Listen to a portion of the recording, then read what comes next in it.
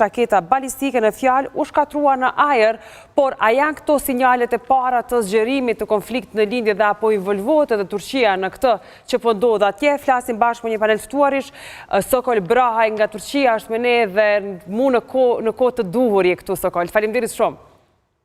Shtek kënaqësi. Në krahun tjetër do ta kemi nga Rusia edhe Misha Pumë, por duke marrë parasysh dinamikat aktuale, fillojmë këtë bashkë bisedim me Zotri Braj. Zotri Braj, apo futet kështu edhe NATO në konfliktin në mes të Iranit, Izraelit dhe SBA-ve? Po, Kron, siç kemi thënë edhe ditë më parë që nëse zgjerohet kjo luftë, pra nëse Irani hedh një bombë balistike apo një lloj bombe tjetër hedh në një zonë në një shtet të NATO-s, atëherë automatikisht duhet të hyjë në fuqinë e një pesë i NATO-s, e cila një për gjithë e gjithë për një.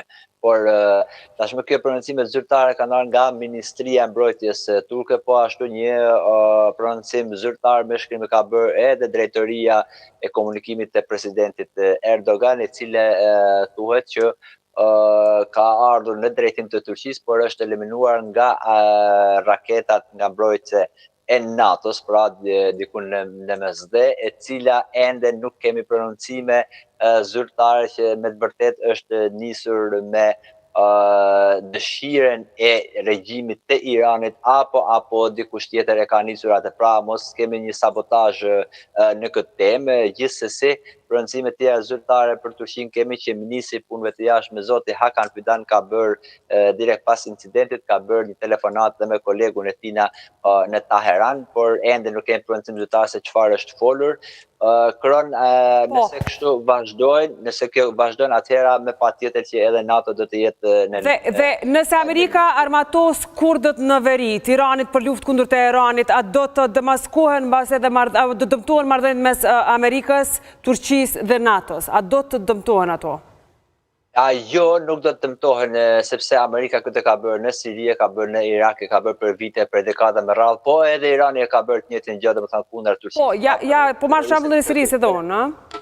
Po, por ajo që është, domethënë, të dy ditët e fundit, Jehona është që kufirin, pra ato vendet repartet ushtarake të kufirit Irak-Iran, tashmë Izraeli dhe Amerika kanë bombarduar totalisht dhe prononcimet gjysmë zyrtare, nuk mund të themi që janë krejt zyrtare, por kolegët tanë raportojnë dhe me kamje dhe me filmime serioze që kurdët e ishte organizatave terroriste GPEC e të tjera tashmë janë duke shkuar drejt Iranit, për të cilat me sa duket nuk ka dalë e pritshmëria e Amerikës dhe Izraelit që gjithë populli iranian do ngrihet kundra shtetit të tyre, por do të kenë një formë tjetër të ndryshme, pra me celulat organizatave terroriste, të cilat pezhaku është në hartën e Iranit, por shkojnë edhe të tjerat në ndihmë, siç është PKK-ja apo PAG-ja, që janë të gjitha të tjera. Do të shohim në ditët në vijim, por kjo nuk besoj që do t'i prishin marrëdhëniet me Amerikën, sepse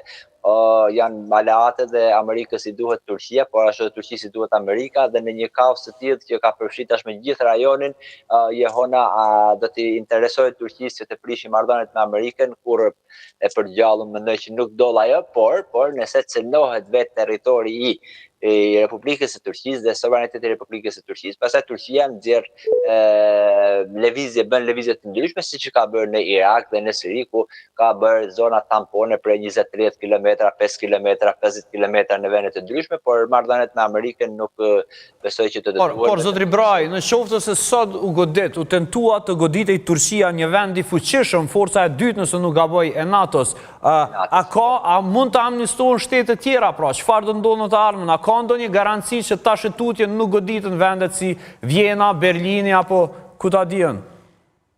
Jo, Kron, nuk e kemi asnjë garanci të tillë në radhë të parë. Në radhë të dytë, nëse kjo pra do të presim edhe prononcimet zyrtare të sekretarit të përgjithshëm të NATO-s, Rutes, që si do ta shohin NATO-ja, do ta shohin në nenin e 45, apo vetë një gjë që ende ka dalë nga dorë, sikur thonë që ata dronë kanë dalë nga komanda dhe kanë rënë Turqia apo në një vend të NATO-s, por nëse do ta pranojnë që është të hyjë në fuqinë neni 45, atëherë është i detyruar, domethënë të gjithë anëtarët e NATO-s, ku këtu është edhe Shqipëria, që të futet në këtë luftë. Mirë, Sokol, në fakt, a mund të ketë një përfshirje të Turqisë tani më në këtë situatë që është direkte në luftën kundër Teheranit për të marrë rol mbase për rikonstruimin atje sikurse ishte roli i saj në Siri? Deri tani është heret, por Ministri i Luftës, ose si që themi në Shqip, Ministri i Mbrojtjes i Amerikës, tash po bën një prononcim ku tha që tashmë në këtë orë ne ja kemi arritur totalisht të marrim nën kontroll e gjithë vijen ajrore të Iranit, pra çdo gjë është në duart tona, por gjithsesi po shtojmë edhe forcat tona drejt Iranit. Me të vërtetë që nëse shkon në një gjendje siç ishte ramja e Damaskut, atëhera Turqia do të marrë një rol. Unë besoj që nuk do të shkojnë në atë gjendje, por nëse shkojnë në atë gjendje, atëherë do të kemi modelin e Sirisë, ku tashmë është fiks para 5-6 muajve, jehona e cila edhe Turqia ose thënë ndryshe mund të jepet ky rol Turqisë si që dha në Siri. Por kemi parë se në mediat sërbe kanë qarkulluar disa thirrje në komente pra të komentuesve të ndryshëm për një goditje në Banstill. Duke marrë parasysh këtë dinamikën e fundit, nëse u godit Turqia, zotri Braj, mendoni se mund të ndodhë një katastrofë e tillë në Kosovë? Tashmë ne çdo gjë që kemi thënë nuk ndolli, po ndodh. Kjo është për të dëshiruar dhe është për të ardhur keq, por që të arrin pra bombat, armët, prellat e Iranit deri në Kosovë apo edhe në Shqipëri, kjo duket e pamundshme. Ja për shembull kemi shembullin e fundit tani që ishte pra në Hatay të Turqisë, në juglindje të Turqisë, e cila domethënë pa hyrë në vijën ajrore, praktikisht në provincën zyrtare, pa hyrë në vijën ajrore, radaret e NATO-s dhe raketet mbrojtje të NATO-s arritin ta eliminojnë në ajër, pra shumë afër atë kurse kur. Po ndërkohë Irani ka raketa të tipit Fatah, të cilat janë supersonike dhe nuk mund të ndiqen nga sistemet ajrore, pra në kupola hekur nuk i kap të tillat. Jo, po, nëse do të përshkallëzojnë atë gjendje, pastaj do shkojnë edhe do eliminohet edhe Londra, edhe Berlini, edhe Parisi, patjetër që edhe Shqipëria dhe Kosova. Mirë, a kthehemi në gjëra pak më reale? Brahaj, pse është anuluar ceremonia për natyrisht ceremonia lamtumirëse për Ali Khamenei? Po edhe ky është lajmi i fundit, sepse siç dihet domethënë ose burimeve që vijnë nga Teherani janë që normalisht janë duke zgjedhur dhe janë afruar shumë zgjedhjes së liderit suprem të tij, i cili më shumë ashtu do të jetë i biri i Ayatollah Khamenei, domethënë kjo është mundësia më e mundshme që pritet të shpallet dhe këtë për shkak të sigurisë, pra, ndoshta këtu mund të ketë edhe një domethënie krejt tjetër teologjike, por gjithsesi duket që ka një eprorietet një kaluar në eprori në të gjithë hartën e Iranit ka kaluar Amerika dhe Izraeli dhe për këtë punë siguriet mendoj që mund ta kenë zgjatur. Këtë ku edhe data se kur do të jetë nuk dihet, por gjithsesi duhet të presim në vejim se si do të kemi prononcime nga Teherani tashmë nëse do të kemi me të vërtet një Teheran apo si që tha dhe ministr pak 2-3 minuta më parë dhe ministri i luftës së Amerikës që tashmë ne çdo gjë është në dorë tona në Iran. Do të presim Jehona sepse janë gjëra që minut pas minutit po zhvillohen dhe po zgjerohen. Faleminderit Brahaj gjithmonë për këtë raportim jashtëzakonisht korrekt. Faleminderit, ishte kënaqësi. Faleminderit. Mirë, Misha Pumo për na pret? Po, mirë, ndërkohë këtë blog do ta zhvillojmë me një lidhje tjetër nga Turqia, atje ku na pret miku i emisionit tonë, zotri Misha Pumo. Misha Pumo, përshëndetje kënaqësi t'ju kemi në Kosova Today. Përshëndetje. Zotri Pumo, një lajm interesant i cili ka qarkulluar në rrjete është ardhja e disa kokave raketore nga Korea e Jugut në Rusi. Është ky lajm nëpër mediat ruse atje, komentohen ngjarje të tilla? Jo, nuk i ka komentuar fare, do me thënë është, mos është dhe fake news, mos është dhe vërtet, por këtu se kanë përfshirë në mass media këtë lajmë. Por si shikohen dinamikat aktuale në mes të Iranit dhe të gjithë botës, themi ashtu kushtimisht? Po, sigurisht që në Rusia, do me thënë këtu në Kremlin dhe mass media të zyrtare kanë shprehur nga njëra anë një le të themi befasi, janë të befasuar nga zhvillimi i ngjarjeve, nga ana tjetër kjo po shkonte drejt luftës, domethënë kjo situatë. Dhe në Rusi vjen në dukje që amerikanët janë gjithmonë shumë me fat, sepse aty ku ata eksportojnë lirinë dhe demokracinë, gjithmonë aty ku shkojnë gjejnë naftë.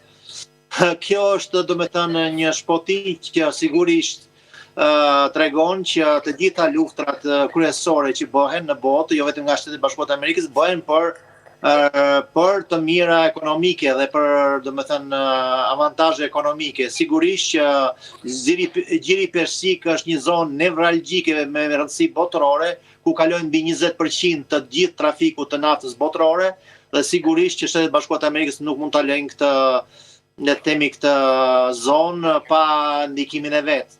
Nga ana tjetër kuptohet që por ne dim mbimitësinë që kanë Irani dhe Rusia dhe në këtë moment duken sikur të heshtur Kremlini. Mendoni se po e tradhton Irani në këtë moment apo mund të kemi ndonjë dinamik befasuese ditët në vazhdim?